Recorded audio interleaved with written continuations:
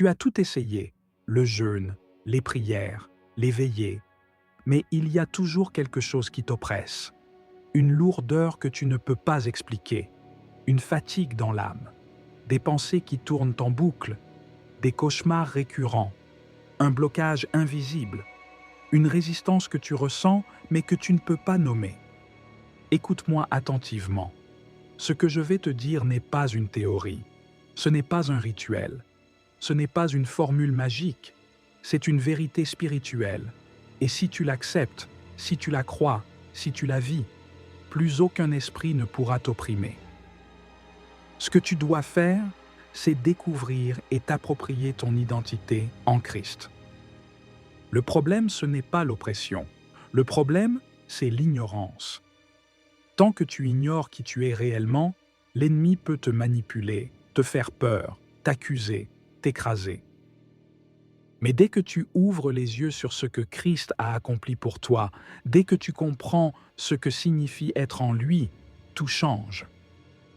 Tu n'es pas une victime, tu es un fils, une fille du Très-Haut. Tu n'es pas une âme perdue dans les ténèbres, tu es lumière dans le Seigneur. Tu n'es pas quelqu'un qui cherche la liberté, tu es libre. Car là où est l'Esprit du Seigneur, là est la liberté. Regarde bien, Jésus n'est pas mort juste pour te sauver de l'enfer. Il est mort pour te donner une position, une autorité, une nouvelle nature. Il est mort pour faire de toi un héritier du royaume. Mais si tu continues à penser comme un esclave, tu vivras comme un esclave, même si tu es héritier. Le diable n'a aucun pouvoir légal sur toi. Il ne peut que mentir, accuser, effrayer, tromper. Mais il ne peut rien faire contre quelqu'un qui connaît la vérité. La parole dit, vous connaîtrez la vérité, et la vérité vous rendra libre. Pas la prière seulement, pas le fait d'aller à l'église, pas le fait de pleurer. La vérité, c'est elle qui libère. Et voici cette vérité. Tu es en Christ, et en Christ, tu es au-dessus.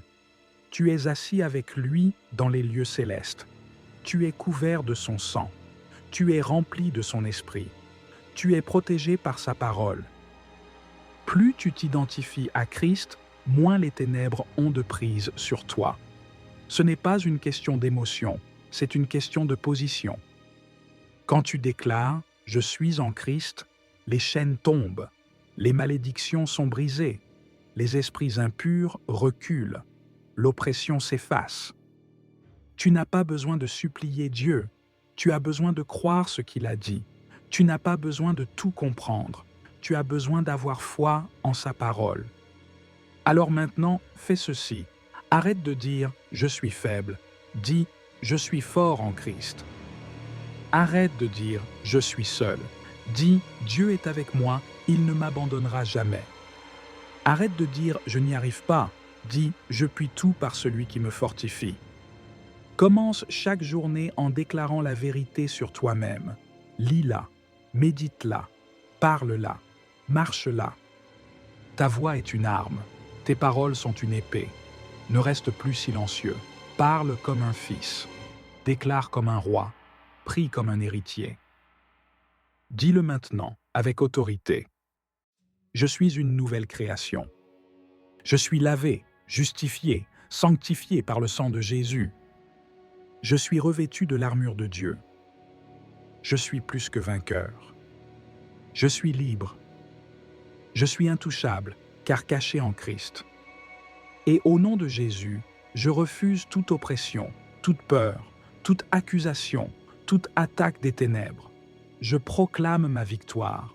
Je proclame la lumière. Je proclame la liberté. Si tu fais cela chaque jour, avec foi, avec conviction, avec persévérance, l'enfer ne pourra plus te toucher comme avant.